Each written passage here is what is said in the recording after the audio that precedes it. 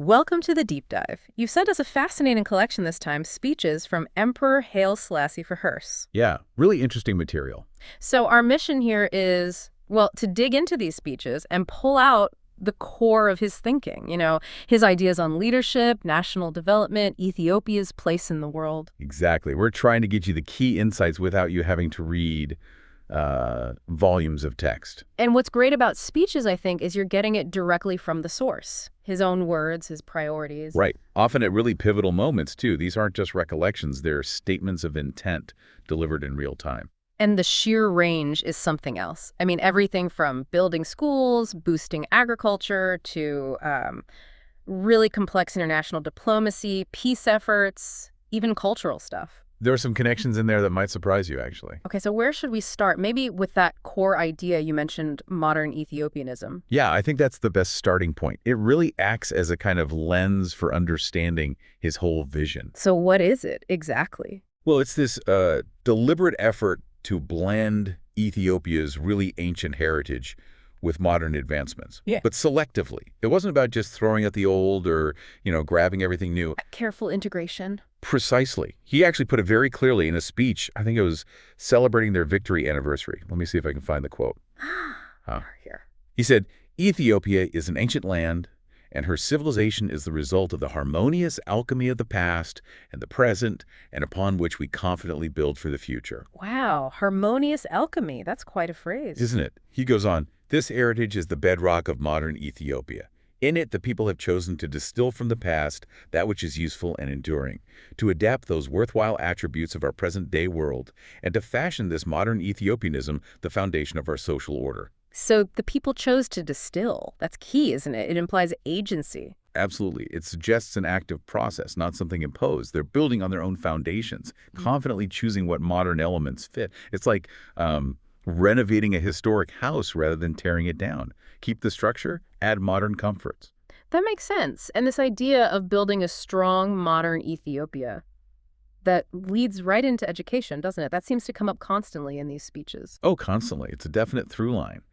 He saw investing in people, in their minds and skills, as absolutely fundamental, not just a nice to have, but the bedrock. He even said something like, any lasting monument has to be built on spiritual foundations, and he linked that to education. Exactly. That quote really shows how deeply he valued it. Yeah. And he pointed to tangible things too, the schools, the university, seeing the university's growth almost as like a mutual gift between him and the people. So beyond the buildings, what was the philosophy? What kind of education, what kind of person was he trying to foster? That's a great question.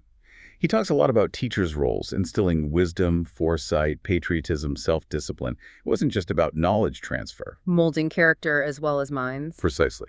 He wanted engaged, virtuous citizens, not just knowledgeable ones. And he specifically mentioned legal education, too, I noticed. Why the focus there? Well, he saw a strong, fair legal system as crucial for progress. You need that stability, that justice for society to thrive. It provides confidence. So good laws and, importantly, good people applying them. Right. He stressed the integrity needed from judges, lawyers, people dedicated to truth and protecting rights. It wasn't just about the rules, but the people upholding them. And it wasn't just intellectual stuff, was it? There was that emphasis on spiritual and moral values alongside learning. Yes, definitely. He seemed to believe that knowledge needed an ethical compass. He talked about combining divine teachings coupled with the best in human understanding. That combination was the path forward. Interesting. And within higher education, he brought up academic freedom. What's the significance of that? Recognizing academic freedom as foundational is, well, pretty forward-thinking. It shows he understood that progress needs critical thinking, questioning, not suppression. You need that freedom to find truth. And he connects that truth directly to national freedom, doesn't he? I found this quote really powerful. "From truth alone is born liberty, and only an educated people can consider itself as really free and master of its fate." It's a profound link.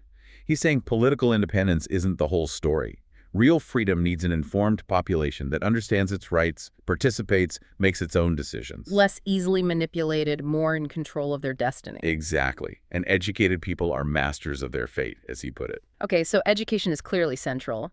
Shifting gears slightly, another thing that comes up a lot is agriculture. He saw that as, well, the backbone. Absolutely vital, not just for food, but as the engine for economic growth.